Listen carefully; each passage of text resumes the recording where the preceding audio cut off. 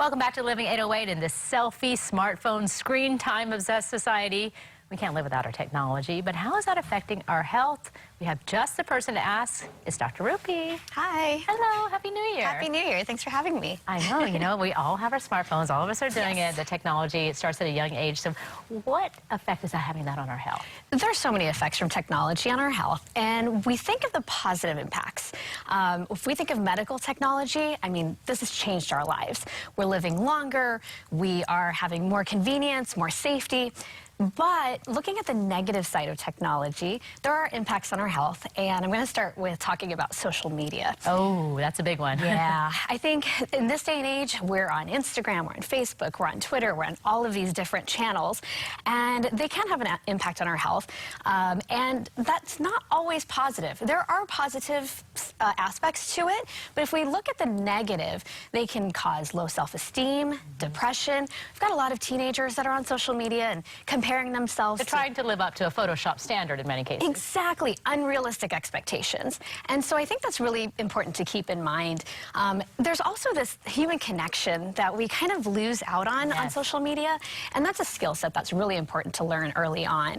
And so being cognizant of that and being aware of limitations, creating limitations for yourself, or even just staying mindful is really important when it comes to social media. Now, another social media, you see things go viral where people are like texting and they like fall into a water fountain and things like that. Yeah. There are other health hazards. There are so many potential health hazards. And I'll jump over to some of the concerns that I have regarding texting and driving or walking. This is distracted driving, distracted walking, and can lead to so many potential harms, and particularly accidents, car accidents. If we look at car accidents, about 1 in 4 car accidents is actually caused by distracted driving. Kidding. Specifically texting.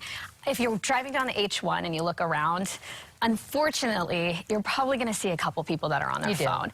And that's something that we really need to stop, because it's leading to injuries and deaths, and that's something that we're not always cognizant of. And so what I suggest to folks is, if you've got friends that you care about, teenagers that have groups of friends, talk to them about forming a pact and saying, I'm not going to text and drive. I'm not going to text and walk. 11,000 injuries per year with just texting and walking. That's crazy. That's crazy. I didn't know that statistic. I've seen in Las Vegas the billboards saying no text is worth, losing your life. But there are some notifications that tell people, I'm on the road, I'll get back to you later. Absolutely, and that's the best thing to do. Absolutely. And, as far as the usage of the devices itself, what type of harm is that having to our eyes, our hands? Yeah, so when you're using your phone or you're using a computer, you actually don't tend to blink as much. So that can cause eye problems. You can end up with dry eye or even eye strain. It's called digital eye strain. So there's a recommendation from the American Academy of Ophthalmology that recommends a 20-20-20 rule. So what this means is every 20 minutes of computer usage, phone usage, you divert your eyes for about 20 seconds on something that's 20 feet away.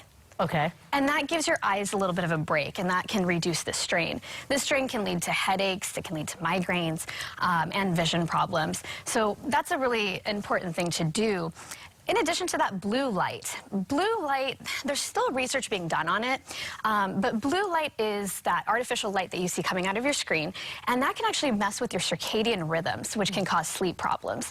So being aware of that and being cognizant of not using your screens for at least 2 to 3 hours before you go to sleep is ideal.